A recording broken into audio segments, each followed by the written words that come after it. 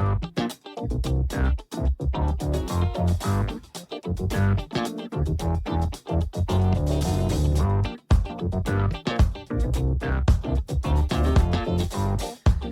folks, and welcome to the Daily Ratings Podcast. It's a show where each week we'll be sitting down with Vincent Daly to get his thoughts on the latest movies he's been watching, both older films and new releases. And don't worry, there's no spoilers. Vince will give a brief review of the movie, share some thoughts, and of course, then rate the film. The daily ratings are always fair, honest, and most importantly, they're consistent. On today's show, Vince will be rating and reviewing Dressed to Kill by Brian De Palma, My Own Private Idaho by Gus Van Sant. We have newly released I.S.S. by Gabriella Cowperthwaite, American Fiction by Cord Jefferson, and finally, The Beekeeper, directed by David Ayer. So it is going to be a great show, folks. Stay tuned and enjoy.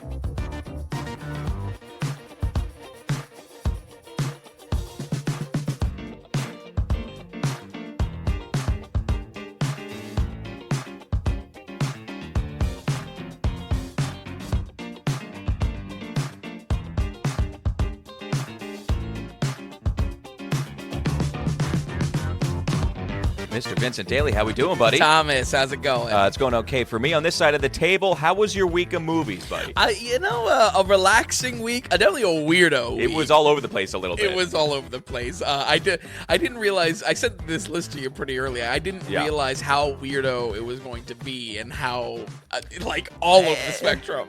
Because we didn't really have a choice with the newly released. Sure. And we really only have one 2024 film. Which technically, is, right. Right, which is The Beekeeper. Yeah. And then we have, because I.S.S. and American Fiction were 23. Yeah. But when was I.S.S. playing? It was that I don't know. Apparently it was 23. I don't know. Okay. I think it might have been technically, I don't know if it was a foreign film, too. So it might have been released.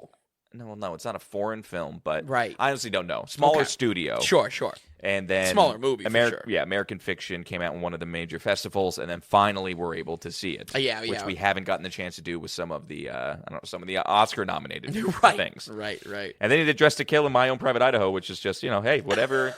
I'm assuming this was your list. These were on somewhere of your list. Yes. I'll do the intro for them, but you surprised me with watching Dressed to Kill before I did. Yeah. And I believe your words was it was shocking. It was a lot. It was a lot going on. It was a lot. But yes, the big news, of course, came out the morning of the newsletter, so they weren't in there. But I also kind of like it because our award show matters. But the Oscar noms did come out, and getting all the talk of the town. Everyone was picking up, people angry, people not caring, and all the above. Right. In between. There was a lot of buzz, especially on social media, about snubs specifically this year. The Iron Claw and Saltburn being and Barbie. Oh, Barbie's getting the most heat. Yeah, absolutely. I looking at the list, it's just kind of like, okay.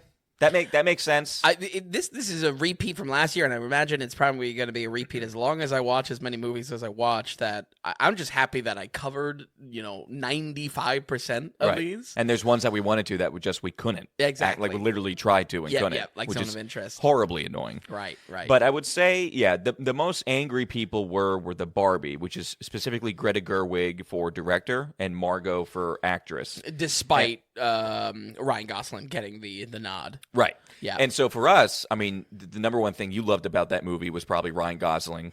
And then secondarily was probably like set design or decoration. Sure. Mm-hmm. I have to say, Margot not being an actress, whatever. Like, could she be in there? Sure. Annette Bening for Naiad, which was on no one's radar. No one's radar. I guess technically Annette Bening kind of took Margot's spot. You could say that you can make a case. I don't got to be super angry. I'm not angry about really any of it. And then also, I was a little surprised that Greta Gerwig was not for director and probably should have been. Yeah, absolutely. I think should have been, and especially because our best director nods, all very deserving. I don't know. I don't actually.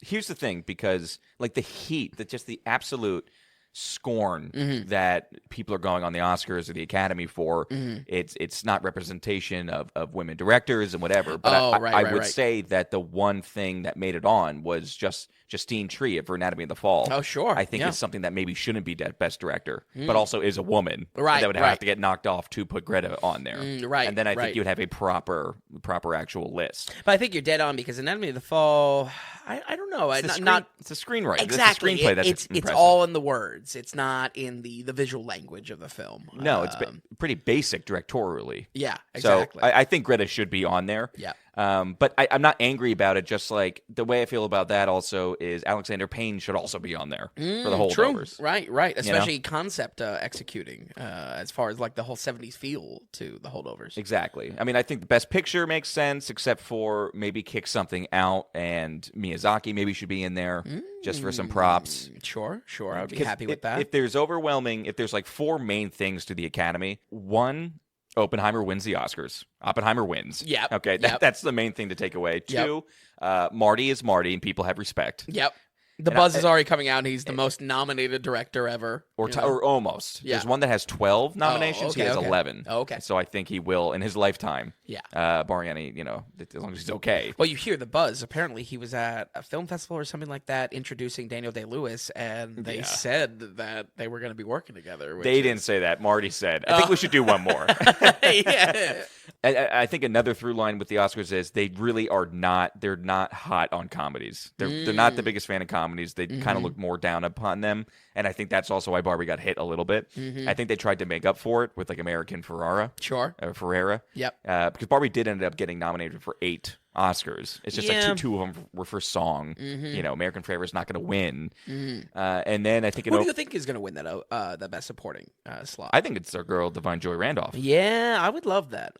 Again, this Naiad. Did you see the glasses Jodie Foster is wearing in this poster? No, but I heard people talking about the glasses. apparently, I don't think she's going to win. I mean, I would say, and Emily Blunt, the Best Supporting Actress to me is the worst one at the Oscars. I mean, Emily Blunt for Oppenheimer. It's her first nomination, so really? Oh, good for her, right. but not fair. deserving. I'd say kick off Emily Blunt and then put on, what is her name that we liked in Napoleon? My God. Just completely. Regardless, her, who we love. Yeah. I think she was way better, way more important than Emily Blunt with her character. Get her on there. This is where I think Scarlett Johansson should just be on. Because I think she was way better at her, like, in a much more substantial role. Wait, Scarlett Johansson in what? In Asteroid City. Oh, right. So, the Best Supporting Actress is a little all over the place. Yeah. Same thing with the Best Actor. It's like Coleman Domingo for Rustin. Like, okay, could Dominic Sessa be in there? Yeah. But he's not, but it's like, okay. That's the only thing I'm kind of have some tears about is that Dominic Sessa didn't get a single nom, and I really do think he was the strongest of the 3 in that film. Right. All 3 very strong, but yeah, that was... And same thing with our boy Adam Driver. It's like, we'll find out how you like Jeffrey Wright. Maybe he deserves to be in there. But I think Adam Driver could also say should be in there. But nothing is just like, you're not mad about anything. Sure. These lists are just like, okay, this is very safe. A lot of critics are pissed that Leo didn't get a nom. Oh. And we were not. And Tom Daly's. I just put a question mark next to his name. It's just like. He's just acting drunk the whole time, basically. Yeah, it's not that impressive, I don't think. Yeah. So I think my opinion on Leo was let's call him the pie crust. He was the setting for everything else to be built upon in Killers of the Flower Moon, because he basically good. He is the part of that antagonist that unfolds. Right. So I feel like his strong performance in that was good, but he kind of serves a role more so than anything. Yeah, and and this leads me to the commentary on maybe I just don't get how to separate things a little bit. The actress and supporting actress this year has like tripped us up. I don't understand. Maybe they just don't care. Everybody says Lily Gladstone is going to win Best Actress Yep. for Killers of the Flower Moon. Yep. She won the Golden Globe. I think she won something else. Yep. Or not, if not 2 other awards. Right. And well deserved as well. How is she? She's like 3rd on in that movie. She's 3rd lead. How is she not supporting actress in that film? Right. I mean, forget the Carey Mulligan thing. Well, that's what I texted you immediately. I said, well, I guess they're both leads. I thought we were both wrong. I don't know. I guess, I mean, technically the award is called Best Actress, and then they separate it with, so it's not Best Lead Actress, it is just Best Actress. But I guess I don't know how to parcel that. I parceled those awards differently in my head. I totally agree. And I think the answer here lies in that the Oscars is a corrupt, another patting themselves on the back, you know.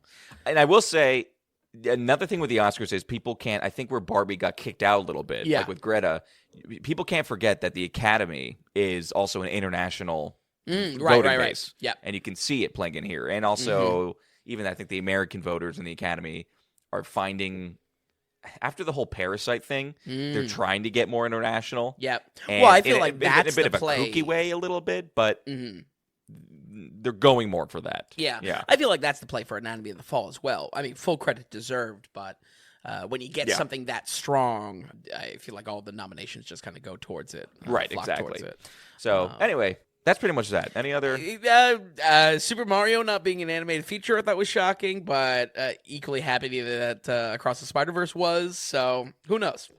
Who knows? I think I'd be happy with everyone except Elemental in the animated feature. So even Nimona, it was on like kind of my catch-up list for this year. Maybe I'll get around to it. Looked cute and conceptually exciting as well. And do you think, like how I made that comment, how the Academy always kind of looks down upon and doesn't take comedy seriously, even though... Oh, I think that's dead on. Same with horror. Well, I would say, and animated. As far as Best Picture goes, I think there is a case to put in The Boy and the Heron, just for Miyazaki's sake. Right. But also Spider-Man. Yeah. Because that was a great movie. Yeah, absolutely. And it is nominated. No, I mean for like Best Picture or Best Director. I see. I'm saying that kind of, not, you true, know what I mean? True, yeah. At least I think with animation, it gets out as the top of the pack of the shunned children of horror comedy. Yes.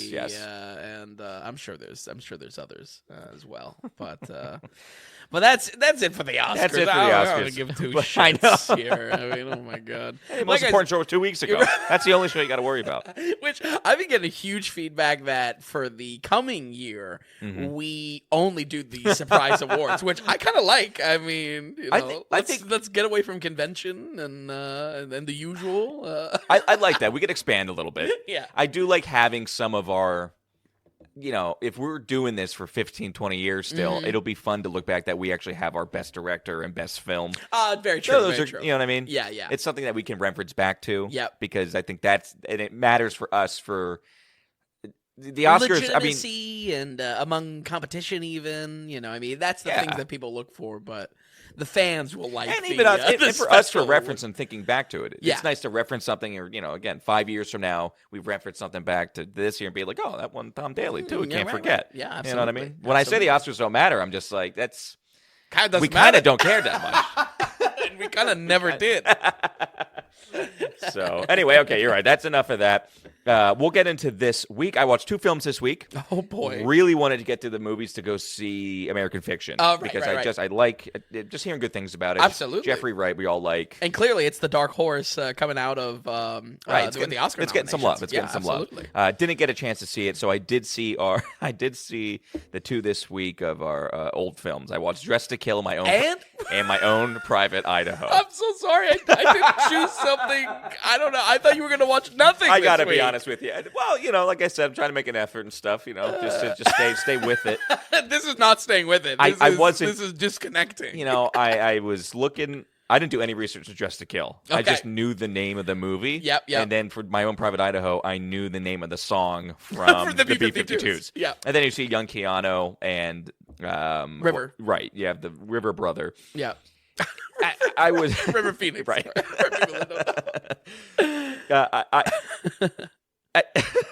We'll just get into them right away. Right. I got some thoughts, but regardless, let's go back to 1980, folks. This is Dressed to Kill, Brian De Palma, which, boy, am I looking at him a different way now. Dressed to Kill, 1980, featuring Michael Caine, Angie Dickinson, Nancy Allen, Keith Gordon. the most sensual and sexual opening to a film I've ever seen in my life. Is. I couldn't. I was shocked. I was like, "Whoa!" Oh man. What did you think? What were your thoughts coming out of Dress to Kill? And also, why was it on your list in the first place? Well, I didn't love it. I'll say that. So, if you're wondering about a film from 1980 on the dot, if it's good or bad, I would say, the reason why we're focusing on this, folks, is this is the start of a new director's study I've been wanting to do and tackling one of the strongest directors to come out of the 70s, Brian De Palma. Believe it or not, we have already covered quite a bit from him on the podcast. This includes the original Carrie from 1976, The Untouchables from 1987, got a good score, and the original Mission Impossible from 1996. Despite the many decades he was able to thrive in, there is a 4-movie stretch that I have always wanted to check out, and that's exactly what we're going to do. Oh, cool. The list here is Dress to Kill in 1980, the year after Blowout with John Travolta, a film that Quentin Tarantino calls one of the best films of the 80s. Okay. So I've seen those lists before. right. He's a little bit all over the place. After that, we go to the iconic and something I'm very excited just to revisit, Scarface with Al Pacino. Oh my God, I forget he got that Scarface. Yeah, and then just a year later, Body Double, and that might seem right for a cut or not to care about, but for some reason, Body Double is associated with Brian De Palma as one of his most iconic films in this kind of twists and turns.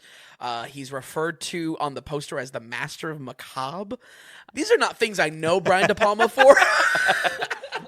So I'm really excited to see why his marketing was almost a la Hitchcock-esque, where it's about thrillers and tension and suspense.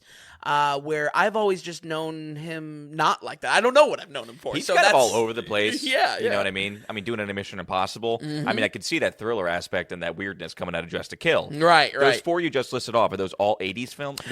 Those are 1 year after another. He has a 4-year stretch that he just kills it. Oh my God. And then Untouchables is late 80s then. Right. Okay.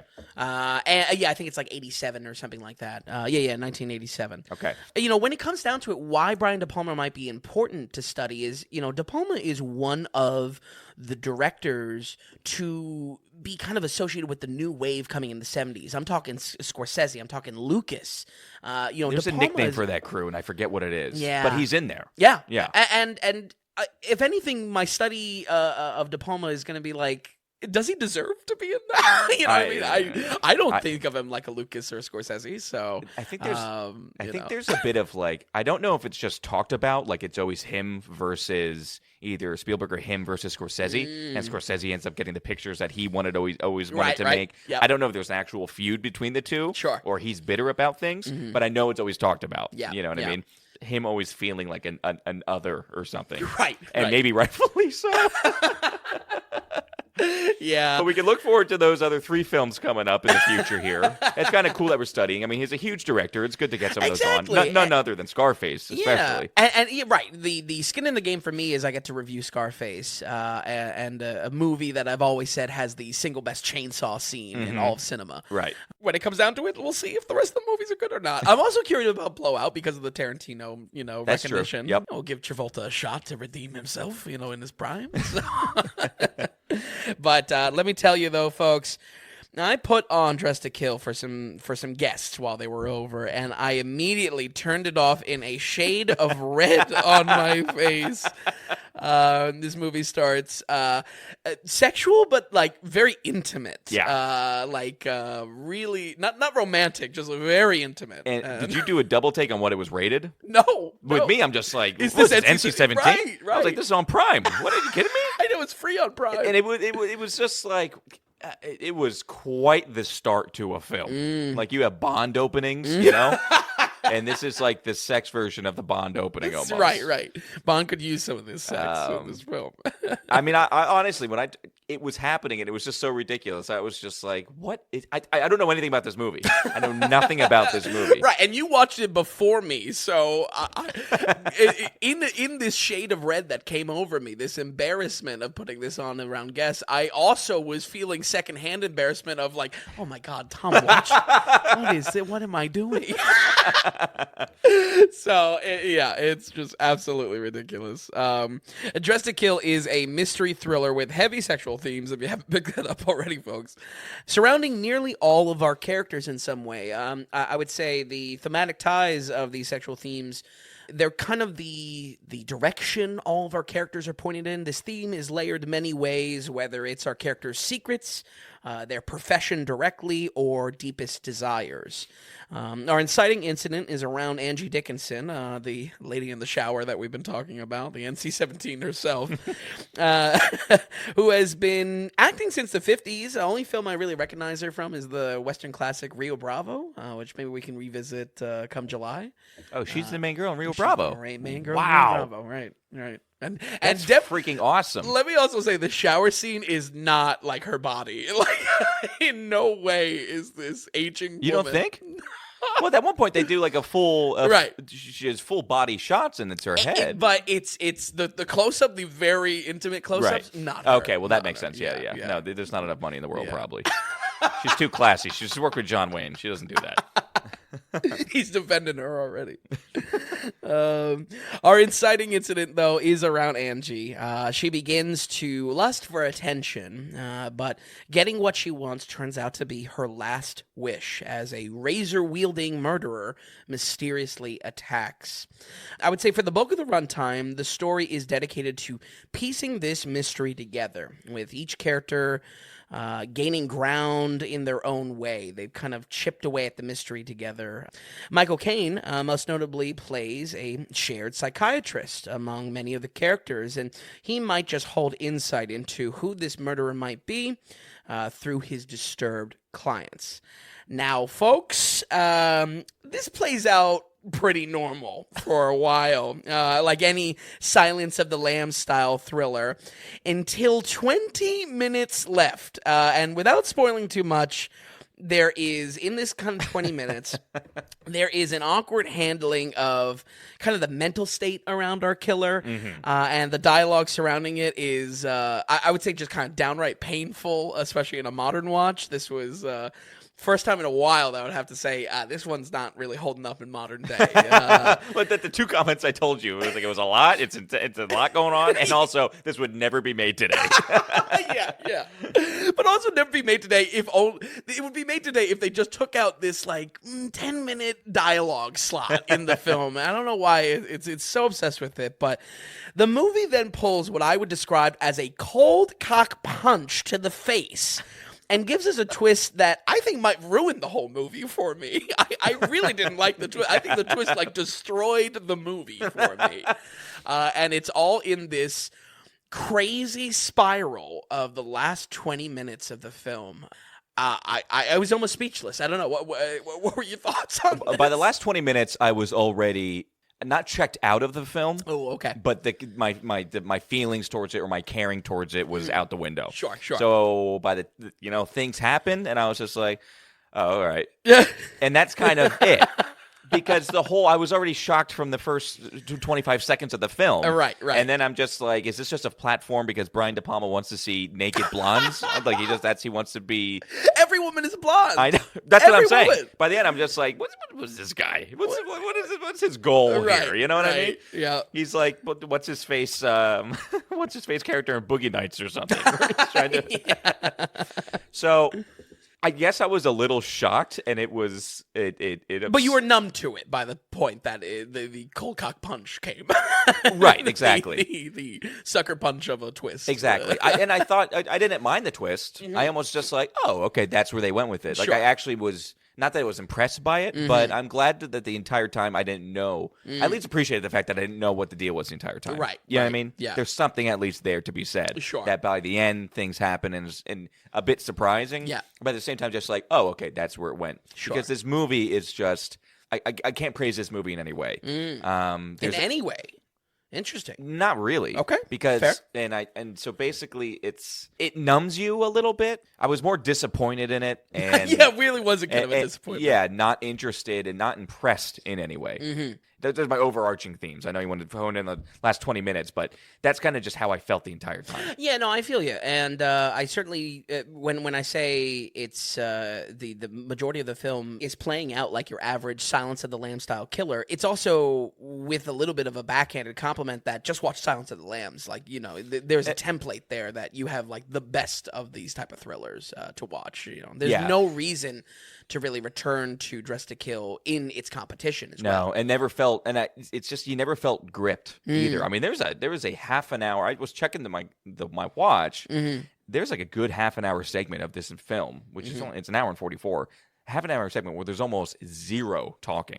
See, that I liked. I think that's where I was into this film. I get losing it, but you know, I thought it dragged on way too long. Right. Really dragged on long. Sure. And basically, it was just a sexual platform for the characters. It just never hit. Yeah. And I didn't think the acting all around was all that great either. Sure. So it was tough to. That's a very good point. I feel like this, even just being 1980, has some suspiciously like 80 cheesy acting, especially the relationship between Nancy Allen, who plays the prostitute. Right. Not good at acting. Good at, and then there's this weird relationship she has with the kid, and it's just like, what? And she's not a lead role, but she is for some of the movie. I think a protagonist. Role. Yeah. So.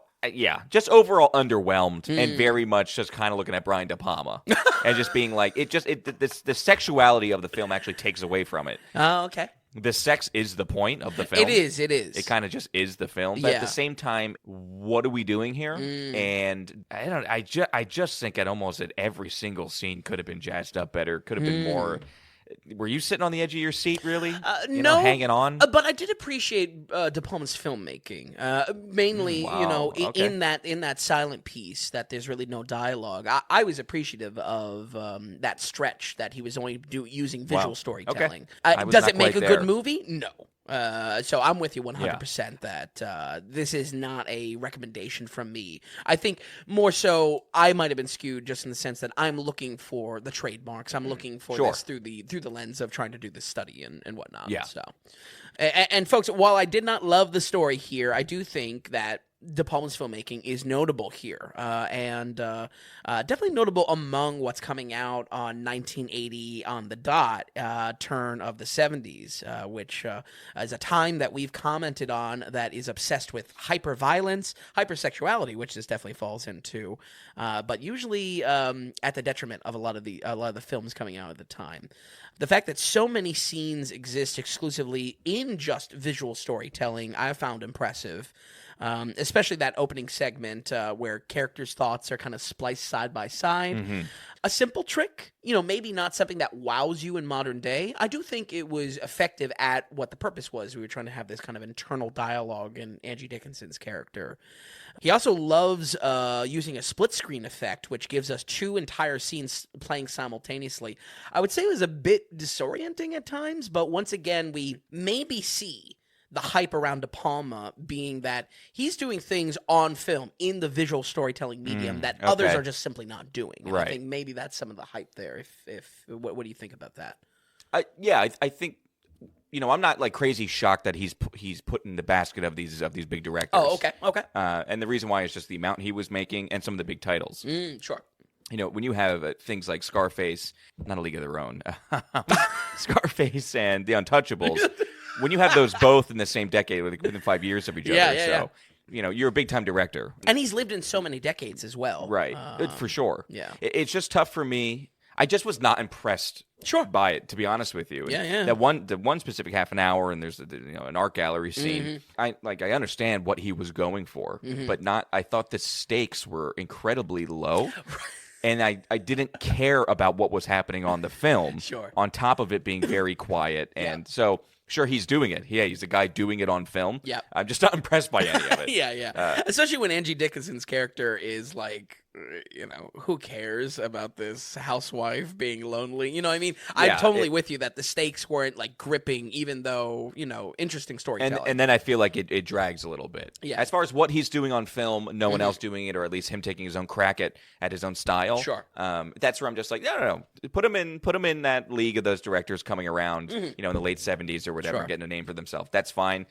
He's probably just the least impressive in my eyes. Yeah, and that's really where the curiosity of this director study spawns, because it's for me, it's kind of like, well, does it live up to the hype? Does he deserve that? I'm fine calling heads or tails on it. I didn't think, folks, I would nail down a specific trademark this early in the study, but I think De Palma's experimentation with storytelling might be what interests me the most moving forward. Overall, this movie is not great. Among thrillers, I would recommend many over this. Best of all being the mentioned Silence of the Lambs, must watch at a score of 90. Yeah. So hopefully sometime we can return to that movie and really give it its just due. But this movie is legitimately shocking in ways. So that might be a curiosity point for you. Certainly it's what I hoped for, just wrapped up in a better story, and just the story was not there.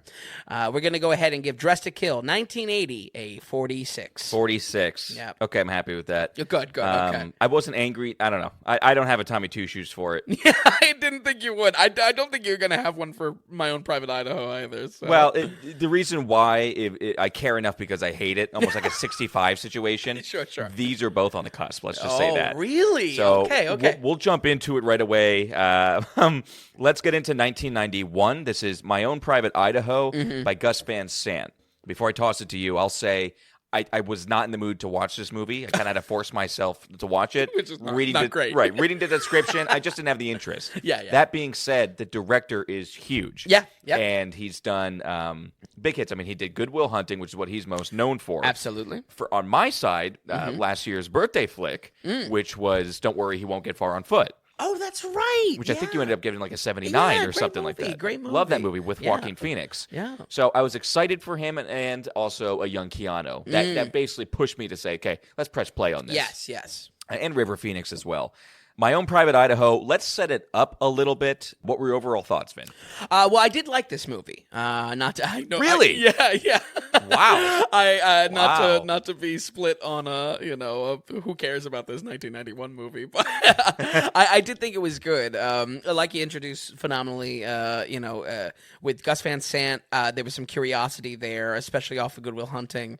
But it's also possibly and probably the last notable performance from River Phoenix before overdosing 2 years later, and survived by his brother Joaquin. Just like last week, this was on my Shakespeare-inspired list. Apparently, this takes elements from Henry IV. I can say how Shakespeare is included is probably just as jarring as 10 Things I Hate About You. Overall, I would describe this movie like a mix of Midnight Cowboy and Shakespeare, or if you're looking like for more of a modern type of comparison there, possibly even Dallas Buyers Club mixed in there somewhere. Okay. In this film, River plays a male prostitute suffering from narcolepsy. I found it a little odd that narcolepsy was chosen over something, like in like a Dallas Buyers Club where it would be like AIDS or something like that, something appropriate to this male prostitution ring. But I guess he's a sleepy boy. He is living amongst a dozen other hookers looking out for themselves in modern day Portland. Keanu Reeves is one of them. He comes from money. He is kind of not in it for anything other than the kind of an experience, as odd as that is to say. Plays his friend turned lover as they kind of embark on this dreamlike journey to find his mother in a sea of vague memories on River's side. River is a very tortured character in this, and once again, my skin in the game was I wanted to see something from River Phoenix. He's a person that I'm kind of interested in as far as his brief career. In the brief window that he's an adult and acting, that's what I'm kind of interested in. This was one of the most notable ones to try to tackle. I would say this film is very dreamlike in its presentation, which plays directly into the waking dream that River lives in. Many times he will also just kind of wake up in random random locations, which is equally scary and confusing. So I could get this film kind of intentionally losing its audiences sometimes in its presentation. Mm-hmm. I did enjoy a lot of the surreal elements that pop in through the edit of the film, and camera work often zooming in these hyper stylized ways. A great example is the early on there's this porno shop scene where the characters populate the magazine covers that come alive and then kind of discussing their trade. I thought that was a cool scene and inventive. Really, it comes down to this mix, this juggling act, just like 10 Things I Hate About You, as different as these two films are, as a rom-com and like a very, very intense drama. Gus Van Sant is writing here as well. Apparently, the original pitch had much more of a direct adaptation of Henry IV, just in modern-day Portland. And, folks, it's going to be where this movie's best moments live or die when you watch this. It is blatantly recognizable when it's its own story versus Shakespeare. Yeah. And I feel that's a really bad quality of the film. I feel like it held the film back significantly for me. That it was so separated and he kept it separate. Yeah, such a divide, such a clear, like, okay, we're in Shakespeare now, and okay, now we're, it's back Van to Sant writing. Right. A fun sequence early on surrounds a robbery within their safe house, and for a solid 20 minutes, the story feels like a merry band of thieves. It's really like tonal whiplash. Yet when we shift to the real dramatic moments of the film that I enjoyed so much, it's so clearly Van Sant writing in modern day that it just gives you tonal whiplash. The mashing of these is handled poorly. Luckily, I think both sides are kind of good in their own ways, but this divide is drastic and really turned me off of the film without it committing to the side. I feel like it could have been much better if it picked one of these sides. Maybe not better if it picked all the way to Henry IV, because it's a little silly hearing hobos and prostitutes. It would be a lot. In Old English, Yeah. Well, I think that's a perfect note to kind of bridge over to you. What did you think about the blending of Shakespeare and a modern prostitute story? The weaving in and out. I mean, he took the Shakespeare story and did something completely weird with it, something unique, and that is. I like that. That's fine. Yeah, and very creative. The way he decided to tell the story. I didn't hate. That didn't bother me so much. Okay. The weaving in and out of it. Okay. I'm definitely glad that we got a lot of just normal writing. I can only take so much like direct Shakespeare on screen. Totally agree. But to be honest with you, I didn't like this film. I really didn't like this film at all. At all, okay. And my interest was almost most piqued when it was almost like we were watching a Shakespeare play. Okay. Which is... that's just not my cup of tea, really, and to have that kind of just injected into film so raw and so in your face would be something I would usually hate. I think that says something of my distaste for the film. Wow. That's where I was almost... That was your relief. My interest was piqued most. Yeah. Wow, okay. Well, I mean... I'm dying to know what did you hate the most about the film? So why don't we start with what I actually kind of liked? Sure. Which was I actually really liked seeing a young Keanu. Okay. But what I absolutely, maybe the only thing that I could truly was actually really really liked was River Phoenix. Yeah. I thought he was phenomenal. I thought he played he played the character so freaking well. And I don't know around that time if he was like probably the guy for this role. I just think he was really really good. And for me, he's the one who kept me watching and engaged. Yeah. I love seeing Keanu because it's Keanu. Right. You know what I mean? And I think he's actually doing a pretty good job of what he needs to be doing.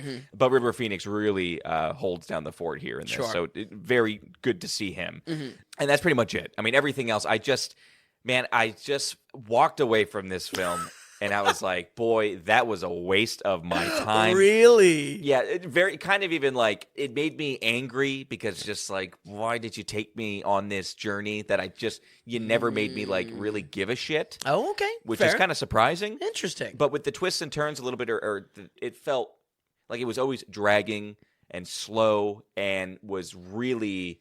I felt like he wasted his time. I just felt it was a waste. I felt like my time was wasted.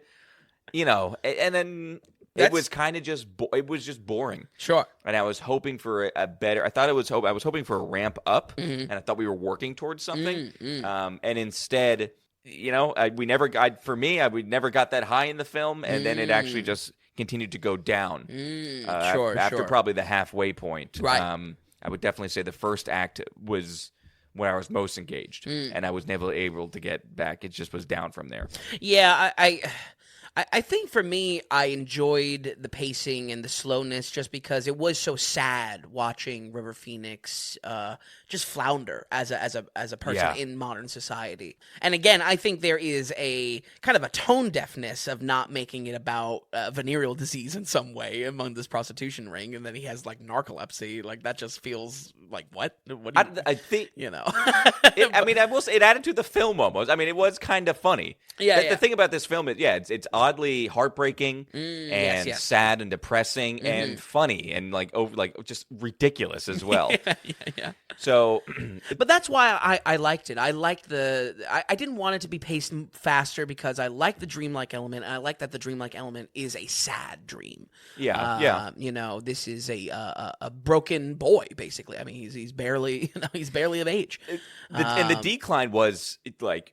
Did you want, and again, avoiding spoilers with this, did you want more out of him searching for his mother? Yeah, I wanted more from a story. I wanted more of a story. Where it's very intentionally unsatisfying in a lot of ways.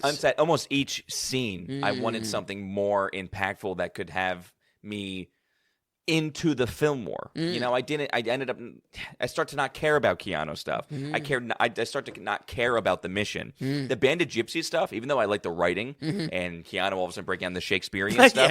The Band of Gypsies and that kind of like street life, that kind of crew. I had no interest in the crew and the main guy. Sure. Yeah, it's just no interest. Sure. So my thing was, I thought it was just building towards something and it was going to punch more, be more impactful. And the road we go down, quite literally, it's just like, and we're moving along, and then this kind of weird scene, and this doesn't mean anything, but we're watching, and then we have this guy. And it's just like, well, that's the dreamlike aspect. Where are we going here? Where are we getting? Can we hit a little bit harder? And it never got there. Now, his mental state, his decline, the way he's portrayed on screen, he's great at the role. He's great at the role. Like, it just feels very real. Sure. And that's, like I said, that's like all props to him. Yeah. But where the story goes, I think it's just lackluster. Yeah, I think that's a great perspective because for me, I was definitely split over like the three areas that the film lives in. It lives in this male prostitute story. It lives in this Henry IV rip.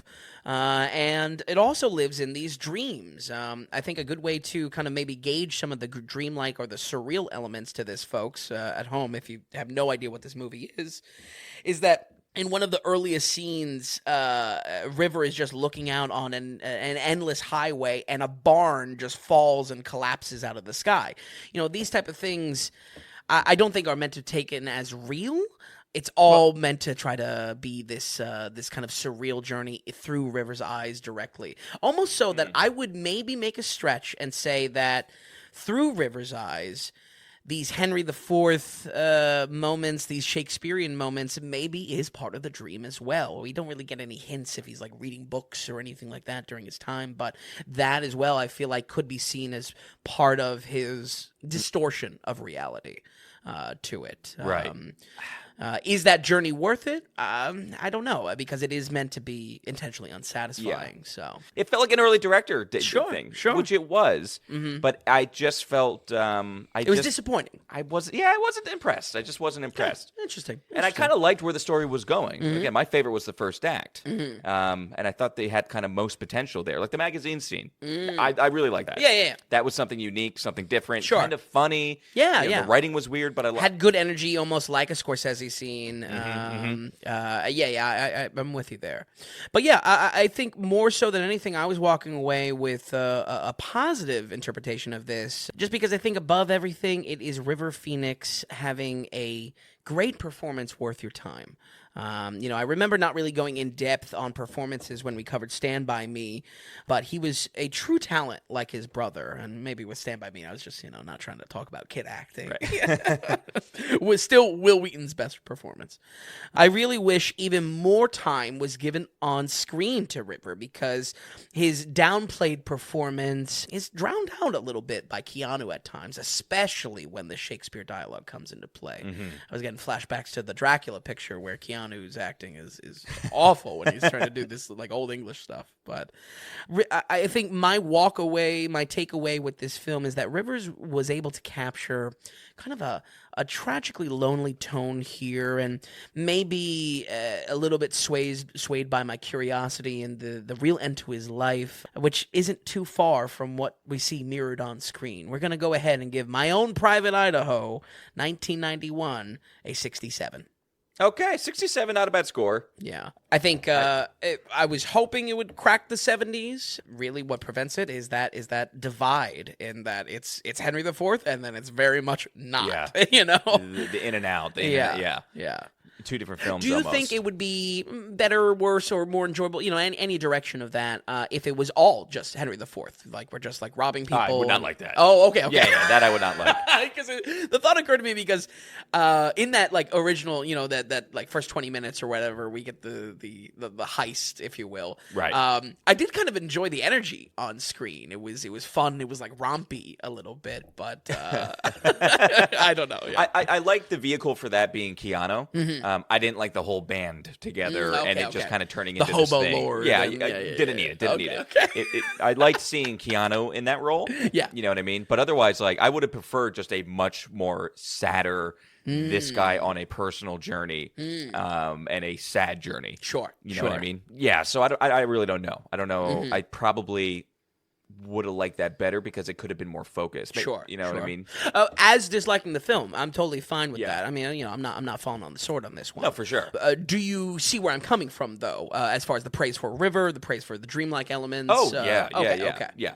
There's things to like about the movie, for sure. Mm-hmm. It just wasn't hitting for me. I was just expecting more. I was just expecting more out of it. Sure, yeah. And maybe that's just me after seeing Gus Van Sant. Mm-hmm. You know what I mean? B-52's fan, right? And not hating the first act, but just very quickly then realizing it was just like, okay, I'm not expecting much from this film, and then it didn't give me much. Okay. But a great performance by him. What's I don't want to take away from it. This versus Dressed to Kill. Man, they're the same length. They're both an hour and 44 minutes. Oh, yeah. Same exact length. Man, which one would I watch again? Yeah. It's just you have gun to your head. Maybe, Dressed to Kill because it's borderline hilarious. Yes, it verges on so bad it's good at times. But man, that's a tough question. Because I want to say Private Idaho just because of River Phoenix, honestly. Right. You know what I mean? And actually acting. And it's a unique, they're both unique stories, I guess. But you can't say, I mean, you have a primarily gay prostitute with narcolepsy issues in Portland. I mean, he went for it. You know what I mean? He was like, let's execute this. And guess what? Henry IV added into it. Right? Yeah. Props. I don't know. Apparently, Gus Van Sant went to a producer first, and the producer wanted to chop every bit of Henry IV out. Maybe maybe listen to it there. And I think I probably would have maybe liked it better. Yeah, Even though I liked some of the Henry IV stuff. Yeah. But maybe just because it took, I don't know. I really don't, and I didn't even I purposely didn't write notes for the film. Because it was that, like, blah. Yeah. Okay. But, I really do love when we disagree on something because I think that's important for folks at home to maybe get a gauge, you know what I mean? If they're not going to be into all the artsy or dreamlike surreal stuff, I think that's a good perspective. So okay, but 67. Okay, you're saying it's a good movie. Yeah, but for very specific reasons, I would say, and more so not cracking into the 70s because of again the very much black and white contrast divide. I would be upset if it was in the 70s. This is pretty well reviewed and pretty well rated, and I don't know where that's coming from. Yeah, like it's pretty well received. It's I think on Metacritic it's like a 79 or something like that. I'm in that regard. I'm with you that I'm not seeing like the full hype. I want the execution to be there. I don't know, but okay, all right. That's 67 for My Own Private Idaho. We are going to step into our newly released films, but first we just want to remind folks that we are completely producer supported here at the Daily Rating. So the idea is Are you enjoying the podcast on a weekly basis? Do you like the newsletter that comes out every Tuesday morning? Do you just stop by once a week and you're having a good time? Are you legitimately more into film now than what you were before you started listening? Do we just put a smile on your face? We make you cry or laugh or whatever? The point is are you finding that you're getting some value from this? It's value in your pocket. We ask, can you give us value back in our pocket? Vin and I are staying away from corporate advertising. We're staying away from tier structures, from paywalls, from subscriptions. We're not doing any of that. We just ask that if you are getting value, to send some back our way. And how you do that is you go to thedailyratings.com, you go to the donations tab, and through your monetary support, you become a legit producer of the Daily Ratings. Just like all the movies in Hollywood, when you financially support a project, you are a producer of that thing. So you can become a producer by financially donating, and don't forget you can write in a donation note along with it. Because if you're a producer, we want your feedback, whether it's questions, comments, critiques, love, hate, whatever you want to send in your note. When you donate, we're going to read it right here. This is what the segment's for on the podcast. And that last bit, we've seen YouTube and Instagram really blow up, specifically in some comments of this. Folks, if you're coming from those platforms and you want to maybe throw some hate or just get your thoughts out, we happily encourage comments and critiques. Absolutely. TikTok, not so much. I don't think the Zoomers like us calling them folks. I think that's killing us in the algorithm. We did pick we just start naturally. We don't use that in our lives. We really don't. I don't think we've ever used that in our lives. I think everyone needs a way to refer to the. I think folks is good. Folks is good. It's also hopefully timeless as well. So.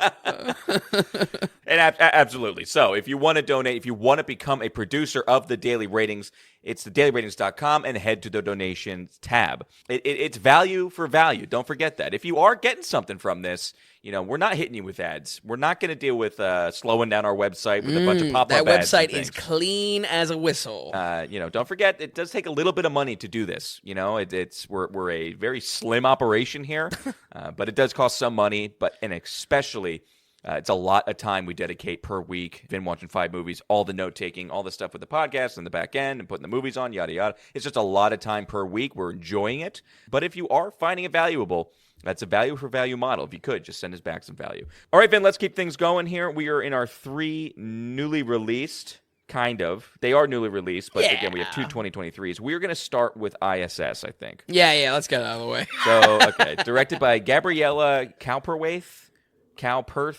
Don't know the director. Didn't really know this film was coming out until it was out and in theaters. Right. Wanted to get into it a little bit. How was I.S.S.? Well, this is one hell of a January release, Tom. A movie of true rookies. Our director hasn't done much that I recognize outside of Blackfish in 2013, a documentary.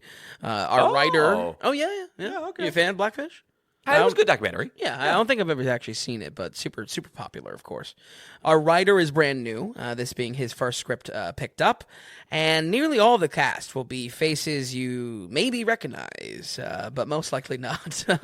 Ariana DeBose being the top of the list, which we recently saw and heard her voice in Disney's Wish.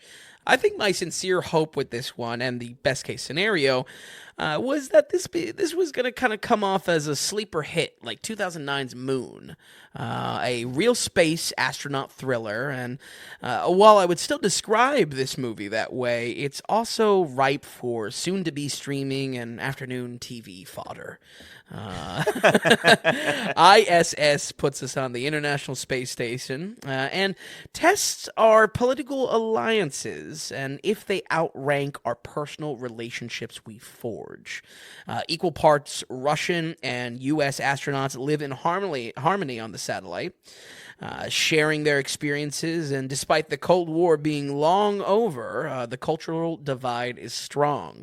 We are introduced to the crew through the eyes of a newbie, played by DeBose, but quickly into her onboarding, disaster strikes. The Earth below is seemingly plunged into war, reigniting the borders that were otherwise invisible in outer orbit.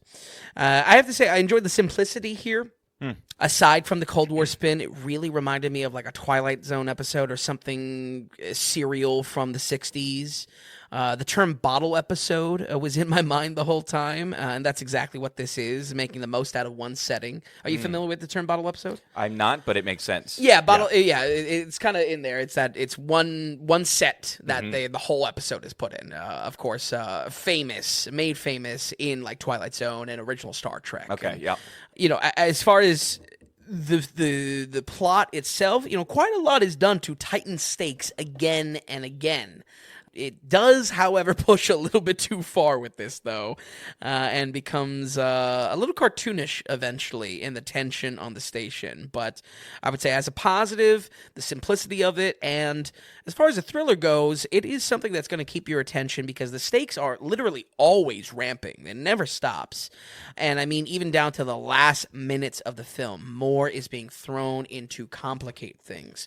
I think that's maybe a good sign for our writer. As a positive. But other than that, I would say this was extremely forgettable.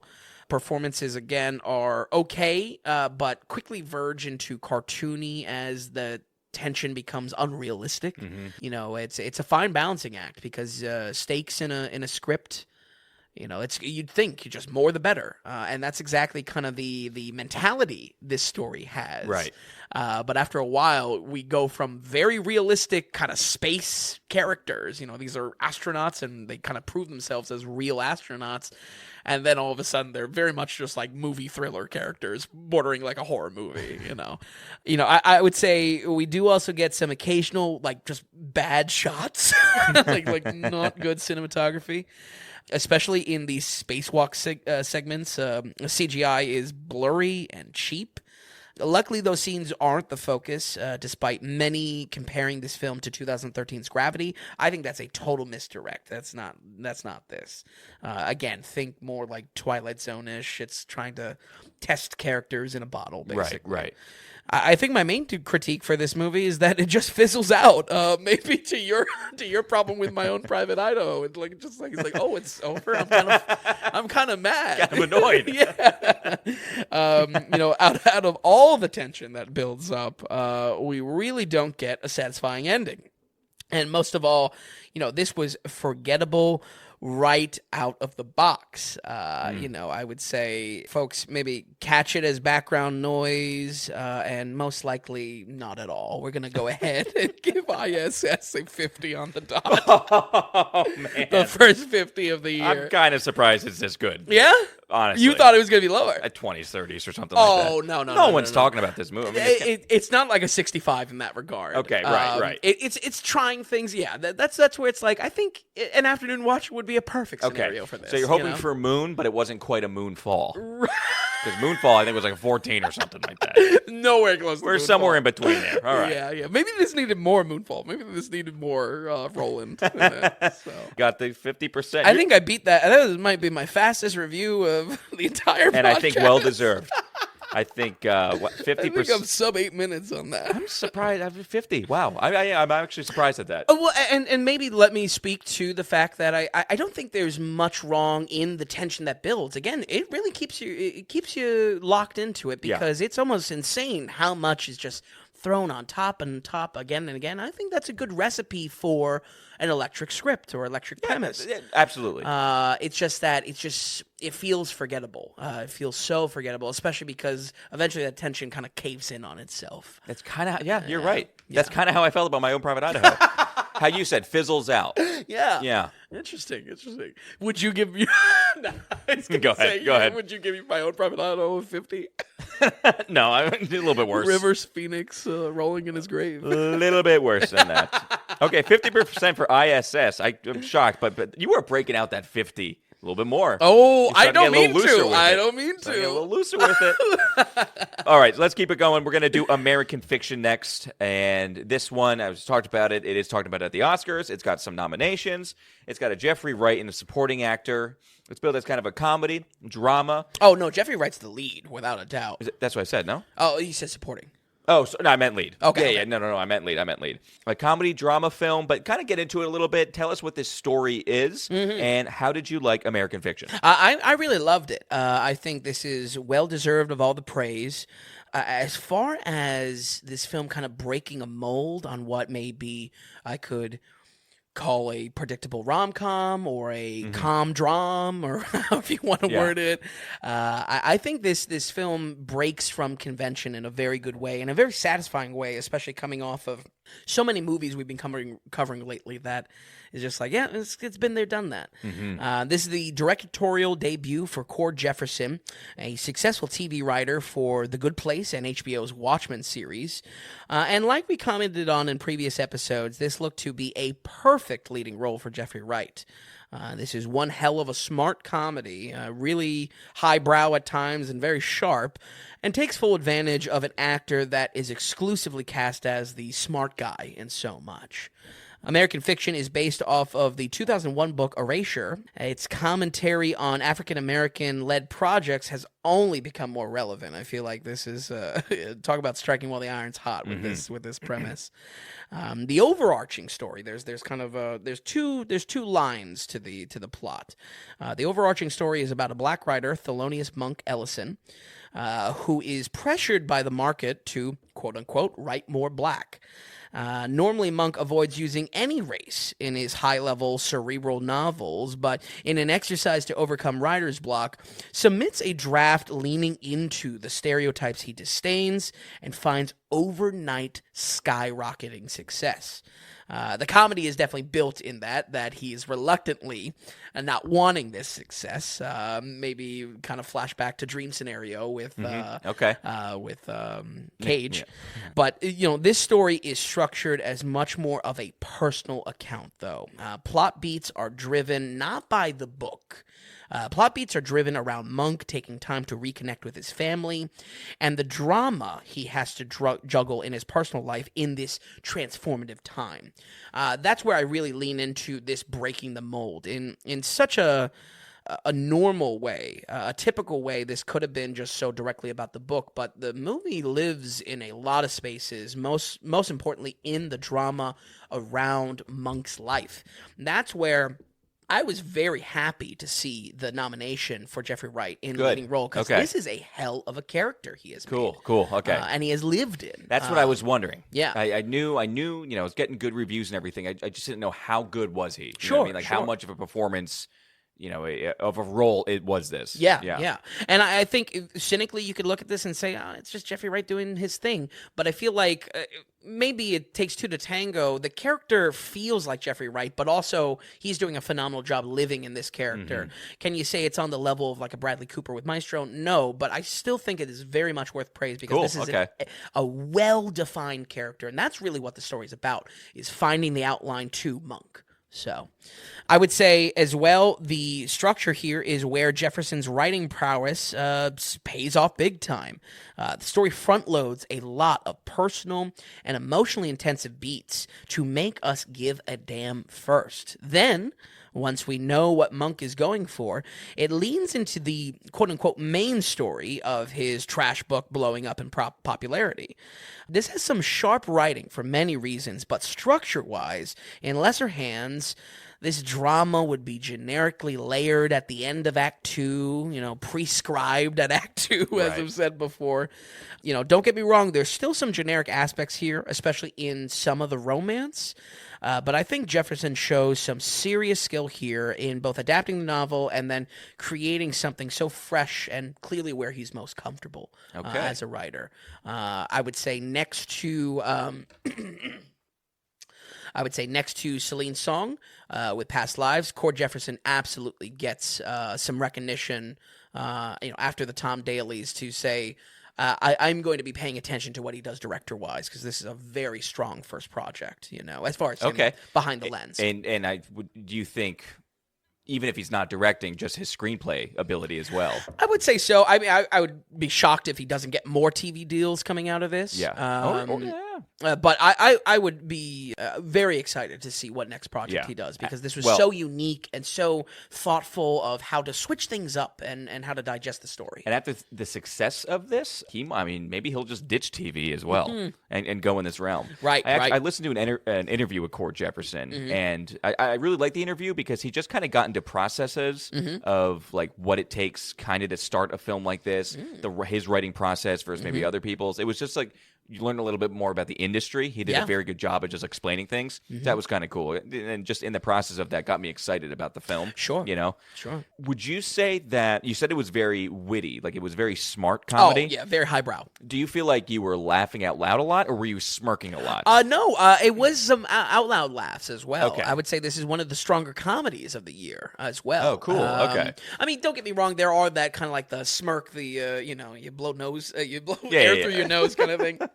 But there are some outright like really funny moments, and that's where the comedy is probably the most interesting place here.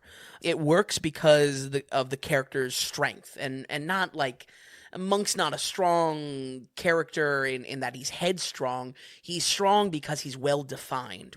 Again, the brilliance in front loading some of the drama and the intensive beats is that we really understand the character for the entire challenges he's up against to come in the film. As far as Monk, we're forced to see race through a true outlier perspective. Monk is a cynic, a professor that doesn't really see race, yet lives in a world that is obsessed with it around him. Through this, the comedy kind of pokes at all angles, but best of all is we'll call it the racial championing that others do on his behalf that irritates him to no end. My favorite being the marketing execs shoveling his book that will just say yes to everything that he says, and he starts trying to intentionally sabotage it himself, and it's just fantastic. It's so funny. In ways, this captures the undertone of something like Get Out, where there is a comedy in characters making an ass out of themselves by overly trying to avoid being racist, but in many cases still just racist. And I feel like it's also... I guess it bridges gaps in the sense that I feel like this movie could really be definitely an adult movie for the heavy topics and just like about a writer. But it really is a movie for everyone, because I feel like we understand where Monk is coming from through this. We understand why he's annoyed with people just like tripping over themselves to make sure that they're politically correct. He's like, I don't care. Right. So it's great. I would say directing wise, I'm happy to see this get a bit experimental too. Once again, feathering cap for Jefferson. I love the scene where Monk finally starts drafting a new novel. The characters come alive in the room, playing out the scene, and I just felt it captured such an authentic feeling of locking in when you're writing, or more an artsy way, capturing the muse. It really just was a great scene at capturing that. There are also some meta elements as the book idea gets bigger and bigger in the plot, which completely destroyed some criticism I had. I had layered some thoughts on that romance piece and saying like, well, as unique as this is, it still kind of has the same destination as your average rom-com. No, towards the end, things switch up drastically, and I was very excited. You were there for that. it. Yeah. Okay, cool. Yeah, I feel like as a writer, he's clearly aware of the tropes that he lives around, and I would imagine, I've never seen either of the shows, but I would imagine that's what he sources for things like The Good Place and Watchmen. Do you? I'm not. I mean, I know the sure the projects. I didn't watch them. Yeah. I guess I always layered The Good Place into something like This Is Us, like overly sappy kind of stuff like that. Yeah. But I now more research, I don't think that's the case. And then they also have, it's very different than The Watchmen, too. Sure. Just like sure. There's content. Right. Yeah.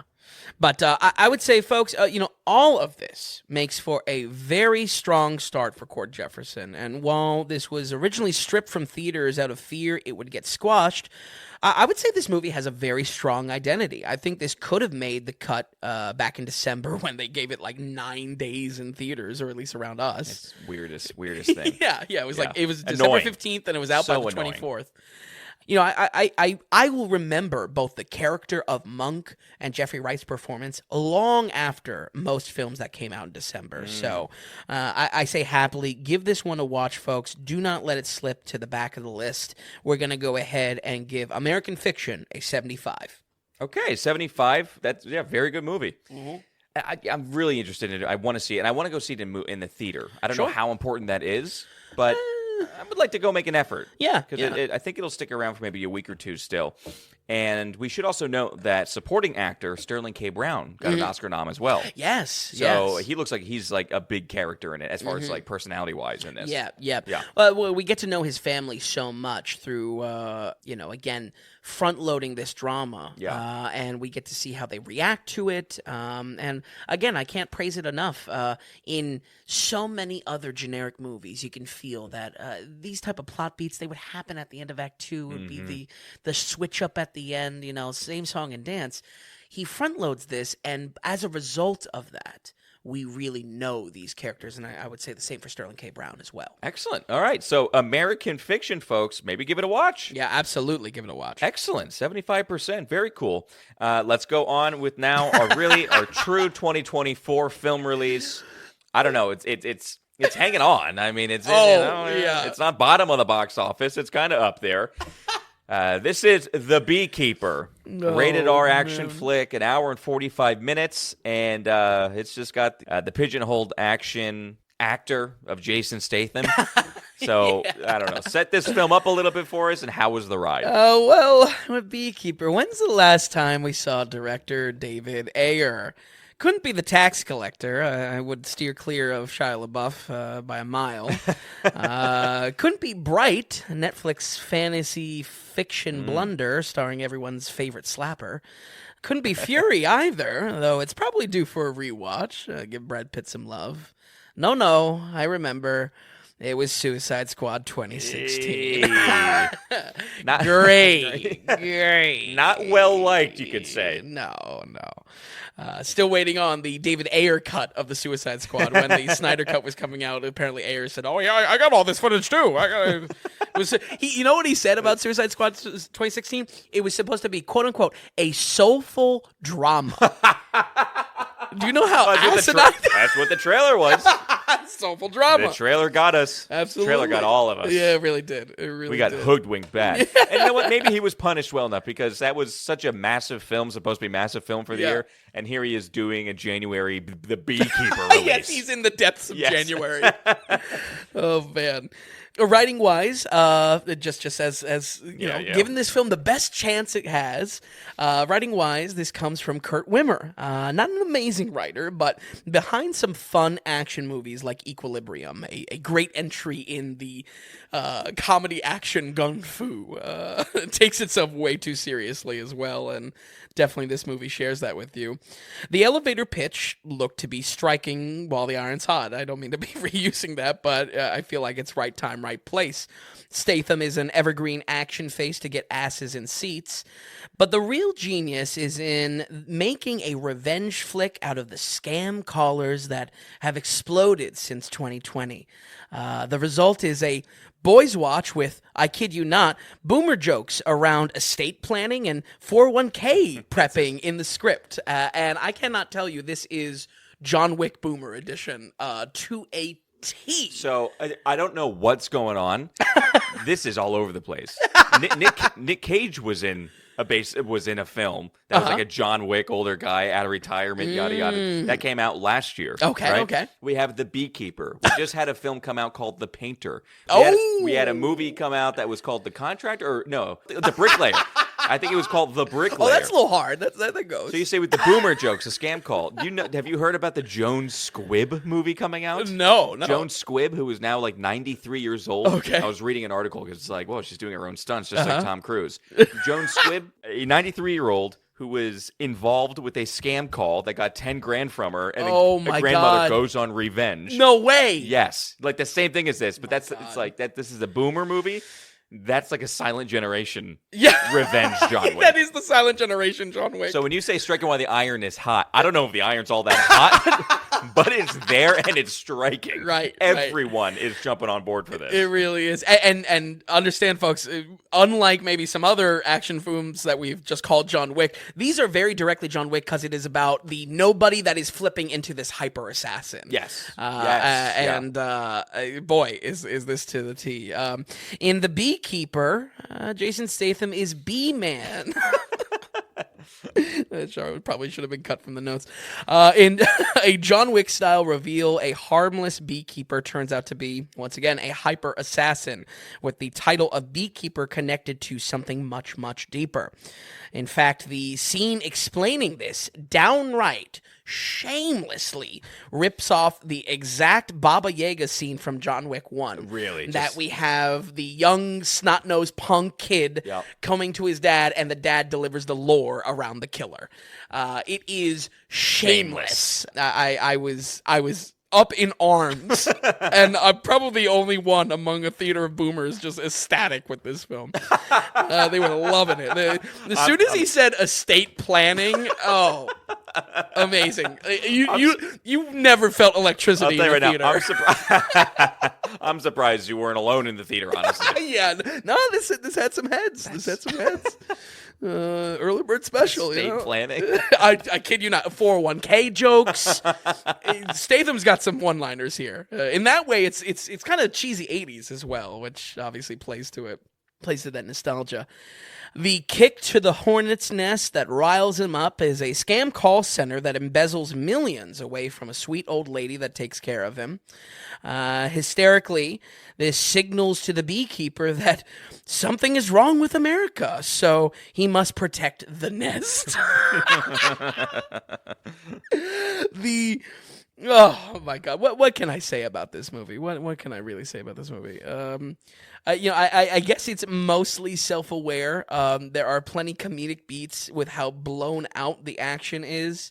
This is also where the boomer lines come into play, which all are mostly like cheap dad jokes, but again, like we're like gangbusters in the theater. Like it's just damn, like hit at dunk after dunk, like buckets. But something about, and I mean this, the colossal amount of B terminology in the script makes me think it's taking itself very seriously. I don't say this too often as a criticism, but I think Kurt was overreaching a tad bit on building the lore to his dumb action January movie. Like I know more about B terminology than I've ever had in my life. I don't know. I kind of like it, honestly. I kind of like that. Yeah. It's unreal. It's unreal. I would say that's where the movie kind of works, though. It's when it's not taking itself too seriously. It's hard to pin down, but there's a point that all the B terminology and stuff like that was normally almost delivered with like a wink towards the camera, suddenly starts being taken seriously, and it's a bad flip. It really seems like Kurt was trying to, say like, oh, maybe this is a series. Let me start building the lore around the beekeepers and this organization. This is going to have a cult following a little bit. Right. That's not when the movie works. and unfortunately, that's towards the end. The movie really works in the early moments where we're kind of very quickly discovering about Statham. It doesn't really hold any punches. I mean, the old lady gets scammed within like the first 5 minutes, so slight praise there. It's not wasting your time. Exactly. I would say action editing isn't great. There are just too many cuts, one after another, highlighted so clearly by hit sound effects. Some early encounters are fun, I would say, but as soon as SWAT, FBI, private militias and mercenaries are introduced, there isn't lethality on screen. The gun encounters just suck on this. Oh, honestly, it's what you would expect more. Yeah. Because you would think that's what all this film is a vehicle for. Right, yeah. Right. When it does work is when Statham is attacking, harmless call center workers that play into this scam, because fight choreography-wise, it's not amazing. For instance, it's like better than Equalizer as far as its fight choreography. Okay. But as soon as guns are introduced, it just cheapens the whole thing. And I think that second half is where I was like, yeah, all right, It really was cutting itself short almost. I wouldn't say this goes as far as Vin Diesel never losing a fight in his contract, but Statham is really invincible in this. I don't think the stakes or the lethality is translated on screen because of just how invincible he is. It's certainly fun in the beginning half, but when the movie is trying to be a semi-serious action movie towards the second half, it's just not there because Statham is like, he teleports, he's just in different disguises out of nowhere, like it's ridiculous. I would say, just as a lesson, don't forget that the magic to Keanu's action performance is half the time he is on his ass to sell the threat. Very rarely in the good John Wick films, the really good ones, 1-4, very rarely do we see John Wick not take some hits first to sell the intimidation of what he's up against. That's a very important piece in the choreography of the action and how we digest it as stakes in the film. Statham, no one even relatively touching Statham in this film, I feel like hurts the action, if that makes sense. No, it makes total sense, and it's a big thing. With a lot of different action films as well. You want to see that hits can land. You want to see that there is a little bit of lethality to the opposition of our main guy. Yeah.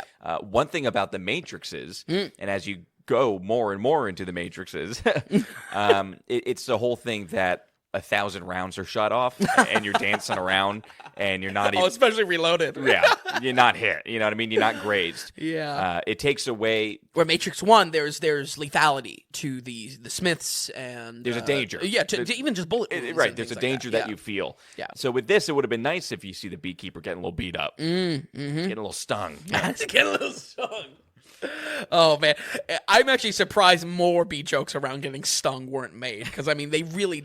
there was probably several brainstorming sessions around every B terminology and how they could... Oh, my God. It's just...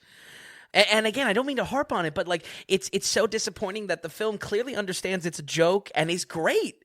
In that, like, having fun with it's kind of super important. Yeah. And then all of a sudden, it's like, no, this is like, you better watch out for the Beekeepers. Yeah, that's and it's bad. like, No, you don't bad. get it. Yeah. Listen, it is some serious turn your brain off stuff here. I think the best case, or I think rather it is the best case of a boys' watch in a very long time. For instance, this was, like I said, better than the Equalizer films quite a bit. But on the other hand, I can't believe that. It's also not strong enough to be up there with the greats. I paste this right alongside films like Nobody and Extraction 2. Nobody for being among the shameless ripoffs of John Wick in this Nobody flip to assassin role or plot. And Extraction 2 for kind of just having potential but not getting there by the second half.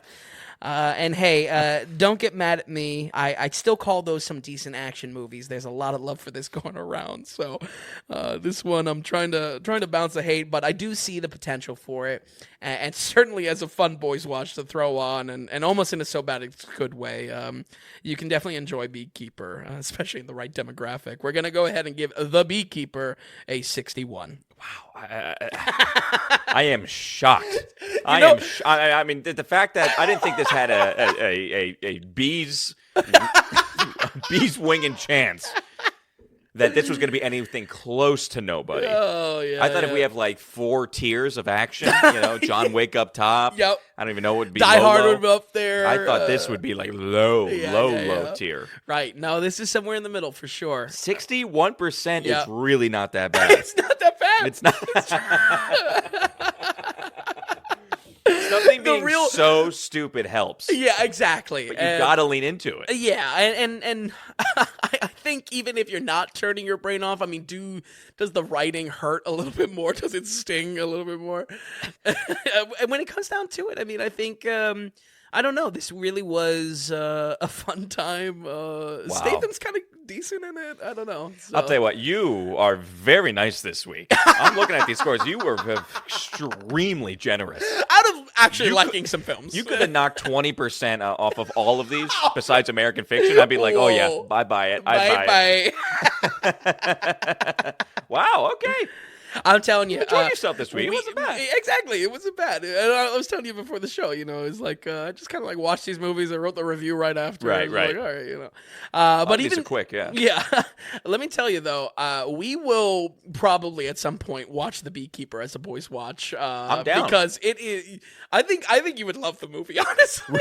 Really? Yeah. Maybe not like, love it. So we can put this onto the compilation?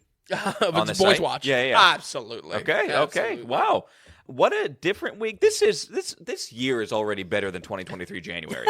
You think? We were slugging through. We had Mean Girls. That was fun, Absolutely. I really do love that episode. Folks, if you haven't listened to the Mean Girls episode, much like the Magic Mike episode, Am I Scared You Away or something like that, I'm telling you, give it a watch. Yeah, it's good. Give it a listen. It's really, really a great episode. I forgot to mention, too, for the Mean Girls, that we saw it in theaters. Mm-hmm.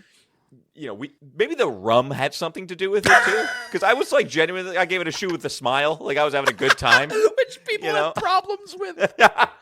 What? More and more people have issues with the with the loosey goosey. Was it the one shoe or the smile? People hated the I smile. think people need to understand that the Tommy Two Shoes is a comedic score in essence. I take it very seriously. Don't go cut my. don't cut your legitimacy, your critical opinion. I don't know what's so confusing about the shoes. You treat them like stars, right? You treat them like stars. Smiley face, but the smiley face is 0.5. Yeah, exactly. Okay. I feel like I help you through the brainstorming process live. I think I got it locked. I think honestly, I've got it locked down pat over here. A shoe with a smile. That's fantastic. Well, okay, all right. So, Beekeeper gets definitely a shoe with a smile. Man. Any other notes you'd like to touch on, Vin, for this week? Anything for the future, or roll credits here? I would just say that next week I'm gonna try to see Origin, which is getting a good amount of hype actually, and one other, but. Happy to be out of January soon enough because I'm going to have to drive down probably to about 34 miles to watch both of these films. So I'm going to be spending the day in the theater. All right, Vin, thank you so much for watching these films. Thanks for stopping by here, Vin. Folks at home, we'll run it down one more time. We have Dressed to Kill with a 46%, My Own Private Idaho with a 67%, we'll go in order here. I.S.S. with a 50%, American Fiction with a 75%, and The Beekeeper with a 61%. So, folks, thank you so much for listening. We will see you next week on the Daily Ratings Podcast.